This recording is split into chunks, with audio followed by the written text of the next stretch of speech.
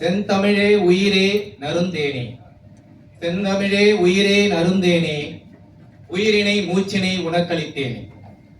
செந்தமிழே உயிரே நறுந்தேனே, செயலினை மூச்சினை உனக்களித்தேனே. நைந்தாயனில் நைந்துவிடும் எங்கள் வாழ்வு, நீ நைந்தாயனில் நைந்துவிடும் எங்கள் வாழ்வு. நன்னிலை உனக்கெனில் எனக்கும் தானே, நன்னிலை உனக்கெனில் எனக்கும் தானே என்கின்ற இந்த என்னுடைய தாய்மொழியிலே, என்னுடைய தாய் நாட்டிலே, என்னுடைய மண்ணிலே இங்கே எங்களுக்கு பேச்சுரிமை வழங்க, கட்சியினுடைய கொள்கைகளை கோட்பாடுகளை மக்களிடையே எடுத்து செல்ல வாய்ப்பு நல்கிய உத்தம தலைவர், மக்கள் தலைவர், ஏழை எளிய மக்களின் காப்பாளர், சமூக நீதி தலைவர், தாழ்த்தப்பட்ட, பிற்படுத்தப்பட்ட, ஒடுக்கப்பட்ட ஏழை எளிய மக்களுடைய உரிமைகளை மீட்க இங்கு அரசியல் களம் கண்ட எங்களுடைய தர்ம தலைவர் மருத்துவர் வேந்தர் ஐயாவின் திருப்பாதங்களை தொட்டு என்னுடைய இந்த சீரிய உரையை துவக்குகின்றேன். கொடுக்கப்பட்டுள்ள நேரம் 10 மணி துளிகள். ஆதலால் இங்கே மேடையிலே பேசுகின்ற பொது மேடையிலே, பொதுமக்கள் முன்னிலையிலே பேசுகின்ற தோணியிலே பேச முடியாது. இந்த பயிலரங்கம் என்பதால் நான் என்னுடைய சிறிய கருத்துக்களை உங்கள் முன்பு எந்த கட்சி நாடாள வேண்டும் என்கின்ற தலைப்பிலே பேச இங்கே வந்திருக்கின்றேன். இந்த அவையிலே கூடியிருக்கின்ற வேந்தர் ஐயா உள்ளிட்ட அவருடைய போர்ப்படை தளபதிகளாக இருக்கின்ற, அவருடைய ஆட்சியிலே நவரத்தினங்களாக இருக்கின்ற அனைவருக்கும் என்னுடைய வணக்கத்தை உரித்தாக்கிக் கொண்டு, தமிழகத்திலே நம்முடைய ஐயா அவர்கள், நம்முடைய மருத்துவர் ஐயா அவர்கள் அவருடைய கொள்கையாக இந்த இந்திய ஜனநாயக கட்சி நிறுவிய போது அவருடைய வலைதளத்திலே அவருடைய கொள்கைகளை நிரந்தரமாக பதிவிட்டுள்ளார். அந்த வலைதளத்திலே பார்க்கும்போது அவருடைய கொள்கை, அவருடைய ஆசை மற்றும் இந்திய ஜனநாயக கட்சியினுடைய குறிக்கோள்கள் இவைகளை முகப்பிலே முதல் முகப்பிலே அவர் பதிவிட்டுள்ளார். அங்கே சென்று பார்க்கும் பொழுது அவர் அங்கே அந்த முகப்பிலே வலைதளத்திலே இந்திய ஜனநாயக கட்சியினுடைய கொள்கைகளையும் ஐயாவுடைய எண்ணங்களையும் ஆசைகளையும் பார்க்கும் பொழுது நிச்சயமாக தமிழகத்தில் மட்டுமல்ல இந்தியாவிலே நாடாள வேண்டிய ஒரே கட்சி இந்திய ஜனநாயக கட்சி தான் என்பதில் மாற்று கருத்தில்லை. ஆனால் கட்சி துவங்கிய இந்த 11 ஆண்டு காலத்திலே மிகப்பெரிய ஒரு வளர்ச்சியை, அவருடைய கொள்கைகளை கோட்பாடுகளை பட்டி தொட்டு எங்கும் கிராமப்புறங்களிலே இருக்கின்ற, இந்தியாவினுடைய முதுகெலும்பாக இருக்கின்ற கிராமப்புறங்களிலே கொண்டு போய் சேர்க்கின்ற அளவிலே அவருடைய கொள்கைகளை கொண்டு போய் இந்திய ஜனநாயக கட்சி சேர்த்திருக்கின்றதா என்பது எனக்கு தெரியாது.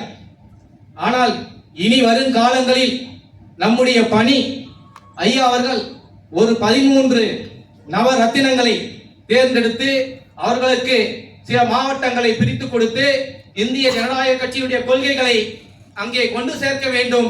வருங்காலங்களிலே இந்திய ஜனநாயக கட்சி மிகப்பெரிய அளவிலே வெற்றியை பெற வேண்டும்.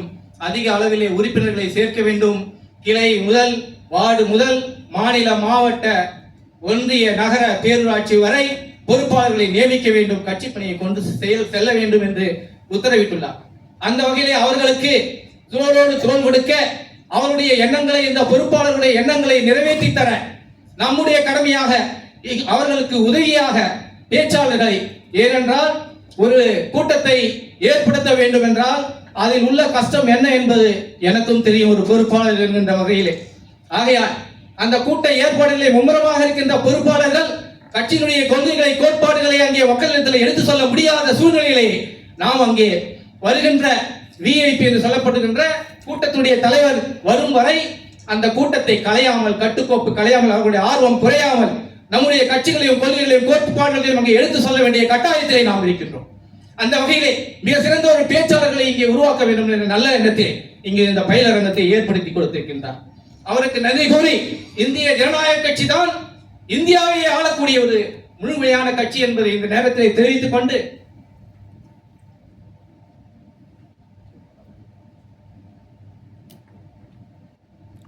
எப்படி இந்த கட்சி ஒரு சிறந்த கட்சி, ஏன் இந்த கட்சி ஒரு இந்தியாவை ஆள வேண்டும், ஏன் இந்த கட்சி மாநிலத்தை ஆள வேண்டும், இதுதான் நம் முன் உள்ள கேள்வி. இதுதான் நம் மக்களிடத்திலே கொண்டு போய் சேர்க்க வேண்டிய செய்தி. அந்த வகையிலே இன்றைய ஐயா அவர்கள் எனக்கு முன்பு பேசியவர்கள் கட்சியினுடைய கொள்கைகளை, கோட்பாடுகளை எல்லாம் பட்டியலிட்டீர்கள். அதையே நான் திரும்ப பட்டியல வேண்டிய அவசியம் இல்லை. ஏனென்றால் மக்கள் மன்றத்திலே செல்லும் போது, மக்கள் மன்றத்திலே கருத்துக்களை சொல்லும் போது அவை பட்டியலிட்டு விடுவோம். இப்போது நான் என்ன சொல்ல வருகின்றேன் என்றால், ஜனநாயக கட்சி, இந்திய ஜனநாயக கட்சி ஏன் நாடாள வேண்டும்? ஐயா அவர்களுடைய வாழ்க்கை வரலாறை பார்க்கும் பொழுது அவர் என்ன சொல்லுகின்றார் என்றால், இரண்டு முகங்கள் அவருக்கு. அதாவது ஒன்று, நல்ல ஒரு கல்வியை மக்களுக்கு சேர்க்க வேண்டும். நல்ல ஒரு கல்வியை மக்களுக்கு சேர்ப்பதன் மூலம் வருங்காலங்களிலே அவர்களுடைய குடும்பங்கள் வளர்ச்சி அடைவதன் மூலம் அவர்கள் வாழ்வு ஆதாரம் பெருகும் என்கின்ற ஒரு உயரிய நோக்கத்திற்காக அவர் எடுத்துக்கொண்ட கல்வி என்கின்ற அந்த தலைப்பில் அவர் வெற்றியாளராக இருக்கின்றார். நானெல்லாம் பொறுப்பாளர்களை நியமிக்க நம்முடைய பகுதிகளுக்கு செல்லும் பொழுது இந்திய ஜனநாயக கட்சி என்று சொல்லும் பொழுது அதன் பெயரை விட ஐயா அவர்களுடைய பெயரை எல்லா மக்களும் தெரிந்து வைத்திருக்கின்றார்கள். பாரிவேந்தர் ஐயா கட்சி என்று சொன்னவுடனே நாங்கள் வருகின்றோம், நாங்கள் இணைகின்றோம், நாங்கள் ஒரு அடிப்படை உறுப்பினராக இணைகின்றோம், அவருடைய கொள்கைகள், கோட்பாடுகள் எங்களுக்கு பிடிக்கும் என்று அந்த அளவிற்கு அவர் பெயரையும் புகழையும் ஏற்கனவே பெற்று ஒரு வெற்றியாளராக இருக்கின்றார். அவருடைய ஆசை, இந்த கல்வியின் மூலம் சமூகத்துக்கு நாம் செய்த அளப்பரிய பணிகள் அவர் மனம் நிறைவடையவில்லை. காரணம், தமிழகத்திலே நடந்து கொண்டிருக்கின்ற கடந்த 30-40 ஆண்டுகளாக நடந்து கொண்டிருக்கின்ற ஆட்சி, திராவிட கட்சிகள் தமிழகத்தை ஆங்கிலேயருடைய கொள்கைகளை, ஆங்கிலேயருடைய அடிவருடிகளாக இருந்து கொண்டு அவர்களுடைய கொள்கைகளாக இருக்கின்ற பிரித்தாளும் சூழ்ச்சியை பயன்படுத்தி நம்முடைய மக்களை ஜாதி, இனம், மதம், மொழி என்கின்ற இந்த 4 பிரிவுகளிலே பிரித்தாளும் சூழ்ச்சியை ஏற்படுத்தி எல்லா அரசியல் கட்சிகளும் கொள்ளை அடிப்பதே கொள்கையாக கொண்டு இந்த மக்களை பிரித்து வைத்தால்தான் நாம் ஆட்சி அதிகாரத்திலே அமர முடியும், தொடர்ந்து கொள்ளையடிக்க முடியும், நம்மளை கேள்வி கேட்க முடியாது என்கின்ற ஒரு கருத்திலே அந்த கட்சியினுடைய தலைவர்கள், எல்லா தலைவர்களும் நான் சொல்லவில்லை, அந்த கட்சியிலே முதன்மையாக இருக்கின்ற தலைவர்கள் சுயநல போக்கினால் இன்று கடந்த 30 வருடங்களாக தமிழக அரசியல் சீர்கெட்டு கிடக்கின்றது. இதன் விளைவாக தமிழகத்திலே இருக்கின்ற அனைத்து கிராமங்களிலே இருக்கின்ற ஏழை எளிய மக்கள் உண்ண உணவு இல்லை, இருக்க இடம் இல்லை, உடுக்க உடை இல்லை, நல்ல மருத்துவம் இல்லை, கல்வி இல்லை, இல்லை இல்லை அனைத்திலும் தோல்வி. இந்த திராவிட கட்சிகள் கடந்த 30 வருடங்களாக ஆட்சி செய்து தோல்வியே கண்டிருக்கின்றது. இதை கண்டுதான் நம்முடைய தலைவர் மனம் வெதும்பி, நாம் கல்வியை செய்த புரட்சி பத்தாது, இந்த சமுதாயத்தை, இந்த சமூக மக்களை, தமிழ் சமுதாயத்தை, தமிழ் சமூக மக்களை, தமிழ் இளைஞர்களை, வருங்கால இளைஞர்களை காப்பாற்ற வேண்டும். அரசியலே தூய்மை வேண்டும், அரசியலே நேர்மை வேண்டும். கல்வி பெற்றவர்கள் அரசியலில் இருந்து ஒதுங்கக்கூடாது. அரசியலிலே ஈடுபட்டு அவர்கள் அரசியல் அதிகாரத்திலே அமர்ந்து ஒரு கல்வியாளராக ஒரு நல்ல ஆட்சியை இந்த சமுதாயத்துக்கு கொடுத்து ஒரு நல்ல புரட்சியை ஏற்படுத்தி அதன் மூலம் வளர்ந்த ஒரு தமிழகம், வளர்ந்த ஒரு தமிழகமே, வளர்ந்த ஒரு பாதுகாப்பான ஒரு பலமான இந்தியாவாக இருக்க முடியும், ஒரு நாடாக இருக்க முடியும். அதை நோக்கி நம்முடைய பயணம் தொடர வேண்டும் என்ற காரணத்தினாலே இன்று இந்த கட்சியை பதிவு செய்து இன்று இந்த வயதிலும் அவர் நினைத்தால் அவர் சம்பாதித்து வைத்திருக்கின்ற பொருளை கணித்தால் அவர் இங்கே வந்து உட்கார்ந்து கொண்டு நம்முடைய கேள்விகளை, நம்முடைய பேச்சை கேட்க வேண்டிய அவசியம் இல்லை. ஏன் இங்கு உட்கார்ந்து கொண்டிருக்கின்றார்? நம்மளை எல்லாம் தயார் செய்து அந்த மக்களை, அடித்தட்டு மக்களை, கிராமங்களிலே உணவில்லாமல் வாடுகின்ற பெண்களை, ஒரு சாதாரண குழந்தையை, ஒரு ஏழை எளிய குழந்தையை அவர்களுடைய வாழ்வாதாரத்தை உயர்த்த வேண்டும். வேண்டும். நம்முடைய கட்சி மூலம், நம்முடைய நேர்மை மூலம், நம்முடைய பெயர் மூலம் இந்த விடிவு ஏற்படுமா என்கின்ற ஒரு ஆசையிலே இங்கே வந்து உட்கார்ந்து கொண்டிருக்கிறார்.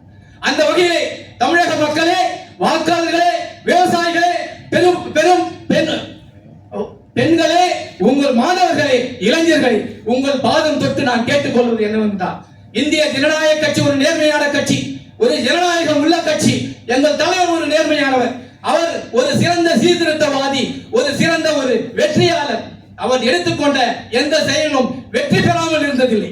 அந்த வகையிலே அவருடைய கட்சியினுடைய பொறுப்பாளர்களை பெருவாரியான வாக்கு வித்தியாசத்திலே நீங்கள் வெற்றியடை செய்தால், ஆட்சி கட்டிலே அவரை அமர வைத்தால், ஒரே ஒரு கையெழுத்தில், ஒரே நாளில் உங்களுடைய தலையெழுத்தை மாற்றுவார். நிச்சயமாக இதை நான் ஒரு முகஸ்துதிக்காக சொல்லவில்லை. உண்மை, அவருடைய வாழ்வில் இது நடந்திருக்கின்றது. கடந்த இந்திய அரசியலை பார்க்கும் பொழுது கடந்த 30-40 வருடங்களாக மத்தியிலே ஆட்சி செய்து கொண்டிருந்த காங்கிரஸ் அரசு அனைத்திலும் தோல்வியை கண்டிருக்கிறது. ஒரு கல்வி, ஒரு தரமான கல்வி எல்லா மக்களுக்கும் கிடைக்கவில்லை. சமமான கல்வி எல்லா மக்களுக்கும் கிடைக்கவில்லை. அதிலே தோல்வி. கல்வியை கொடுப்பதிலே தோல்வி. சாதாரண மக்கள் என்ன கேட்கின்றார்கள்?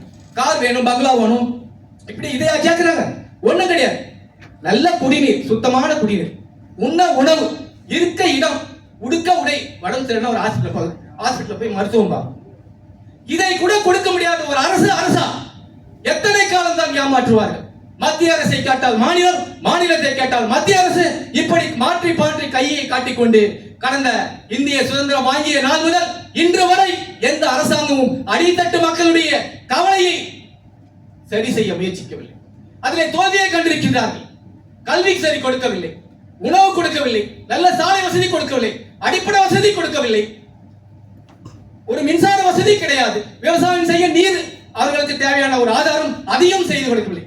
அப்போ எப்படிதான் இந்த மக்கள் வாழ்வார்? நீங்க வெப்சைட்ல போய் பாத்தீங்கன்னா, அரசாங்கத்துடைய வெப்சைட்லயே போட்டிருப்பாங்க பிலோ பாவர்ட்டி ஃபேமிலிஸ்.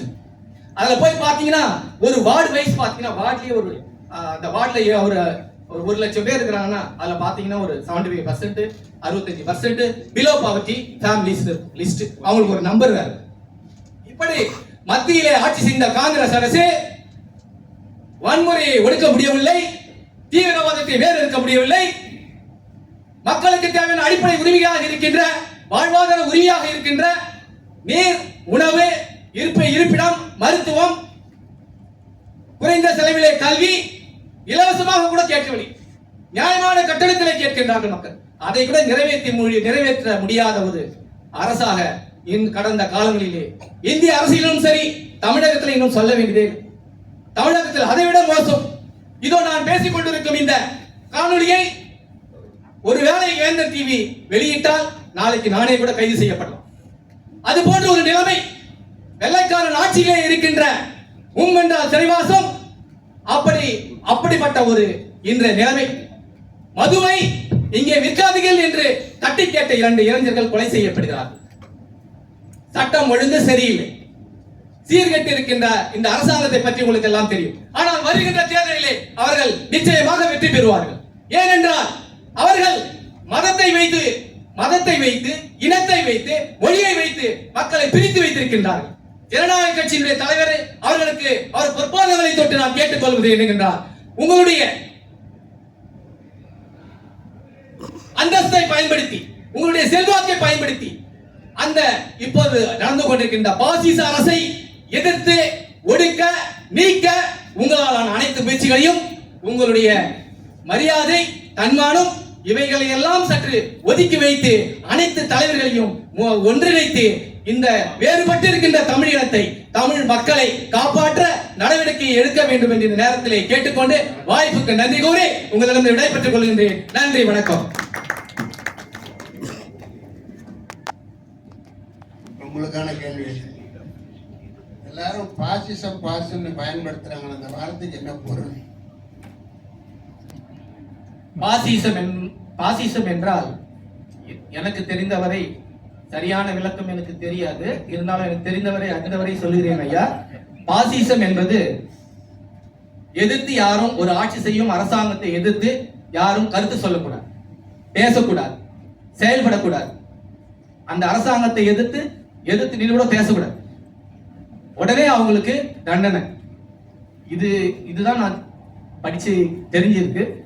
சரியான விளக்கம் ஐயா கொடுத்த நன்றாக இருக்கு. இப்ப ஆளுகிற அரசு பிஜேபியை பார்த்து தொடர்ந்து பாசிசம்ங்கிறாங்க.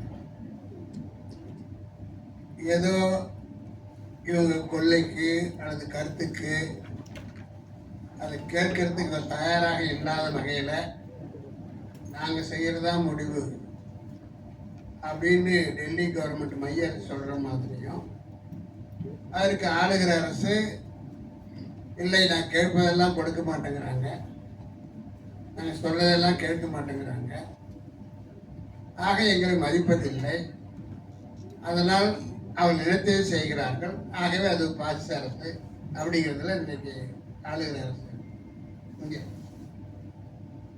ஆனால் பார்லிமெண்ட்ல என்ன நடக்குதுன்னா, அந்த பாராளுமன்றம் நடக்கிற அந்த அத்தனை நாட்களிலும் இந்த திராவிட திருவாளர்கள் இருக்காங்க இல்லையா, 40 பேர் மைய அரசை பாராளுமன்றத்தில் நடத்த விடுவதே இல்லை. 40 பேர் அங்க இருக்கிற மீதி 540 மீதி இருக்கிற 500 பேர் உள்ள சபையில நடத்தாம தடுக்கிறது யாரு? இந்த இவங்க. இப்ப இவங்க பாசிசமா அவங்க பாசிசம்? ஐயா, மத்திய அரசு நிச்சயமாக ஒரு பாசிச அரசு கிடையாது. நரேந்திர மோடிஜி அவர்கள் தேர்ந்தெடுக்கப்பட்ட 2014 இருந்து இன்று வரை 3வது முறையாக தேர்ந்தெடுக்கப்பட்ட நாளிலிருந்து இந்திய மக்களுடைய வாழ்க்கையும் வாழ்க்கை தரத்தையும் இந்திய மக்களுடைய பெருமையும் மாண்பையும் உலகறிய செய்திருக்கின்றார்.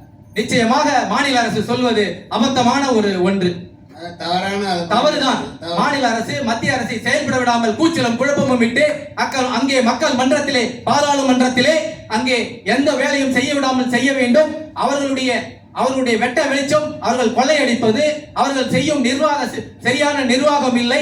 அன்றாடம் நீங்கள் பார்த்தால் தெரியும், நடக்கும் கொலை, கொள்ளை, கற்பழிப்பு, மாணவிகள் ஒரு கல்வி வளாகத்தில் கூட இருக்க முடியாத சூழ்நிலை, ஒரு போலீஸ் கைகள் கட்டப்பட்டுள்ளது.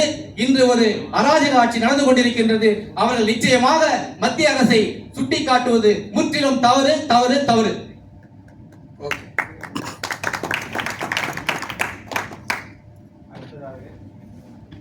அடுத்ததாக பார்த்திபன் அவர்கள், ஊழல் ஒழிக்கப்பட வேண்டும். ஊழல் எவ்வாறு எதிர்கொள்வது?